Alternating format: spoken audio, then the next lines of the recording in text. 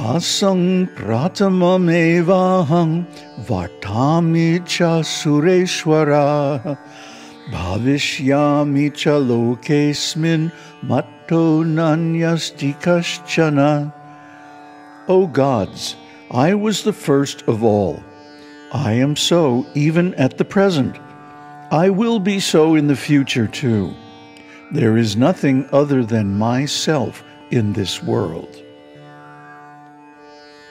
Vyatiriktam cha mattosti nanyat kinchit sureshwara nityo nityo hamanangho brahmanang brahmanaspatihi.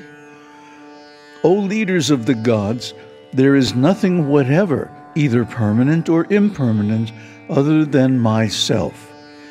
I am the faultless Lord of the Vedas and Brahmā.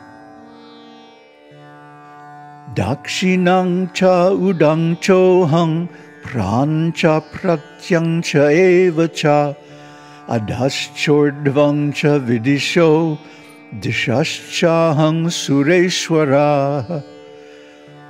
O leaders of the gods, I extend unto the south, unto the north, unto the east and the west, above and below.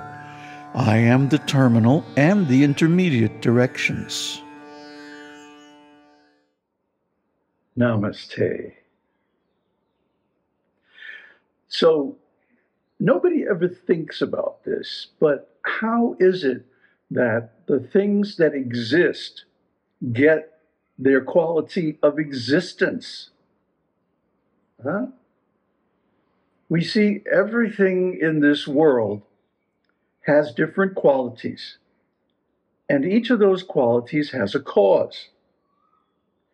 For example, we see something colored red, we know that there's some red paint giving it that quality, or maybe the material of which it's made has a natural red color.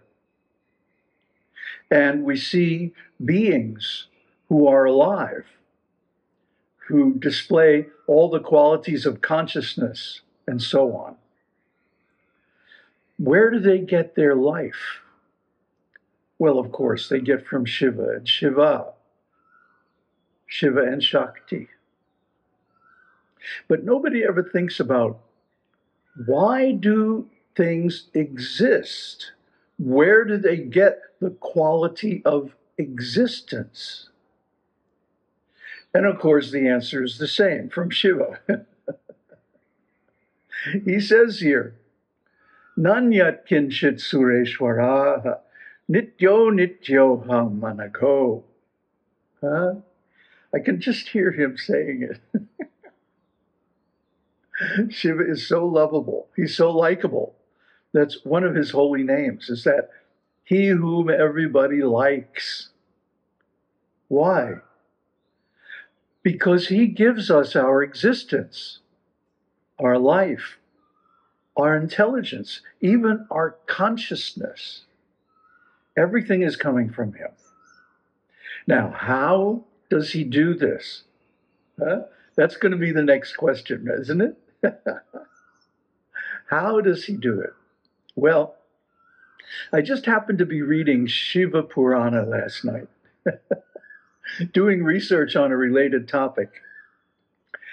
And it turns out, in the description of Aumkar, the pranava, there's a description how the three letters A, U, and are followed by the half circle sign with the dot. Isn't it? This is called nada and bindu. Nada means transcendental sound, the unstruck sound, the sound that has no apparent source. And that is Shiva. That vibration, that existence, potency. And Bindu is Shakti.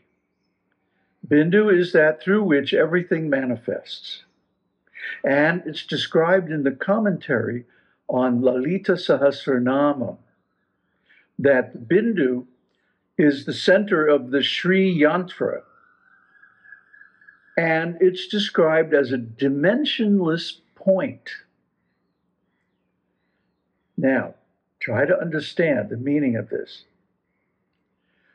At night, we go to sleep, and first we dream, that's Swapna consciousness, and then we go into dreamless sleep, that's Sushupti consciousness. And in Sushupti consciousness, there's nothing. No things. Meaning no objects to be conscious of. We're still conscious, but there's nothing to be conscious of. So we have a hard time understanding whether we're actually perceptive or not perceptive. And this is one of the meditational states given by the Buddha, that when you get to nothingness, then the next state is emptiness. What's the difference? In nothingness, there's still space, but there's nothing in that space. But in emptiness, there isn't even space anymore. It's completely empty. Because space is one of the material elements. We went over that in the last video, right? Akasha. So if space is a material element, in the unmanifest part of the creation, there is no space. That's emptiness, shunyata. And then what's next? Bindu. Because in emptiness, there is still dimension. There's the possibility that something like space could manifest. But in Bindu, it's a dimensionless point. There is not even dimension. I mean, this is like nothing to the nothing power. Nothingness squared, yeah? Complete non-being. Yet, from this apparent non-being, the whole universe manifests. She is the energy of Shiva. Shiva is the nada, the transcendental sound, the unheard sound. And she is the energy that manifests that sound, the vibration, in the qualities of all the manifested things. So she is the quality. She is Saguna Brahma. And Shiva is Nirguna Brahma. No qualities. So how does Nirguna Brahman become Saguna Brahman? By the process of emanation. Emanation means that the elements manifest in sequence through the Bindu. So even though the Bindu is apparently like nothing, I mean the nothing of nothing, yet it is the source of everything that we experience in the world. This seems paradoxical until you remember that everything is possible for God. Because nothing is impossible. So even the nothing of nothing can manifest everything. See, I'm telling you, Shiva is such a joker. You have to understand that when Shiva desires to create the world, this is called Ichcha Shakti. Ichcha Shakti means desire. I want to make the world. I want to create the universe. So then she takes that energy, that desire, and makes it real. She makes it happen. You know, I can imagine before making the universe, Shiva and Shakti must have been talking, and she's going, well, what kind of a universe do you want me to make? And Shiva's going, I don't know, surprise me. So she comes up with the most surprising, most innovative, most creative and amazing, surprising things. And one of these is that the existence of things itself requires the prior existence of Shiva. There is no way that things could exist without existence. And where does that existence come from? It's Shiva. He says, I am before all. He is the existence that becomes manifest as the world. And when he's finished playing with it, because to him it's all a big game, it's all a big joke, he destroys it with his Tandava, his dance of destruction. And then what happens? The existence becomes non-existent, except he remains. He always exists. Sat Chit Ananda. Sat means eternal, unconditional, uncaused, unsupported existence. Everything else besides Shiva is supported by Shiva. He gives it the existence, he gives it the consciousness in the case of living beings. And Ananda, the pleasure of being, these all come from him. And without him, there would be no creation, no life, no consciousness, no enjoyment, nothing. He's the source of it all. So how does this manifest? Or how can we realize it? Is a better question. And the answer is through meditation on Om. This is described extensively in Śiva Purāṇa.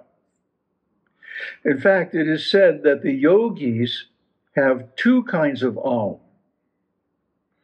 The complete Om, Aum, the three letters Aum, and the Visarga, and the Bindu. While the advanced yogis, meaning those who realize the actual nature of Shiva, they use the short Om. You've probably never heard of this before. Well, neither had I until last night. The short Om is simply the Visarga and the Bindu, Nadi and Bindu. So, Nada means this nasal sound. You'll notice when you chant Om, there's this vibration that goes up the nose. Where's it going? Well, to the third eye, and then it goes beyond the third eye to the Rudra Granthi. The Rudra Granthi is the final knot of attachment that binds us to material existence. And there are two others, Brahma Granthi and Vishnu Granthi. The Brahma Granthi is just above the solar plexus, between the solar plexus and the heart. The Vishnu Granthi is here just above the throat chakra. And the Rudra Granthi is here in the forehead, between the third eye and the Sahasrara, 1,000-petal lotus. So the reason we can't realize consciousness without any objects is because as soon as we hit this Rudra Granthi, we fall asleep in meditation. It happened to me this morning. After reading about this short Om, usually I wake up around 1:30 or 2 o'clock in the morning because that's the best time for meditation. So I was meditating on the short Om, and I could feel the vibration, even chanting it silently. I could feel the vibration going up into the Rudra Granthi. And then I noticed I felt really refreshed and alive. I felt wonderful. I looked at the clock and it was 4 o'clock. What happened to those 2 hours? I don't know. They're gone. Deep, dreamless sleep or samadhi. Take your pick.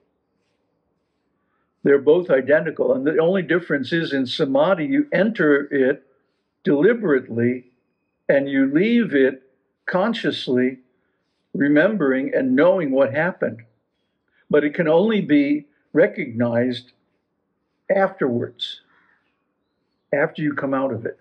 Because when you're in it, there is no consciousness, no objects of consciousness, and no perception. Not only is there nothing to perceive, there is no perceiver. Because you are in Brahman, the non-dual existence from which the existence of everything else is derived. And this is Shiva, or more precisely, Shiva is the metaphor, the symbol of that Brahman within the universe. Shiva is Brahman reflected in Maya. So it's not a perfect reflection, because after all, Maya is illusion, which does not exist. Just like the snake in the example of the rope and the snake. It doesn't really exist. Yet it seems to exist, apparently, to the observer. So what is this? It's like a mirage.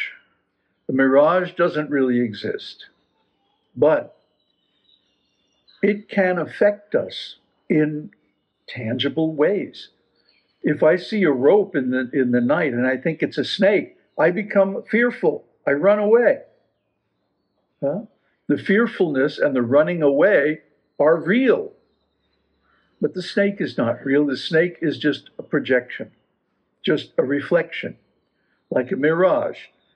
The sunlight reflecting on the boundary layer between the superheated air over the sand and the other air, cooler air above it. That's called an inversion layer. And it produces a reflection or a refraction of the sun's rays that resembles water. So if I'm in the desert and I'm thirsty, I might actually run towards this water. But of course, there's no water there.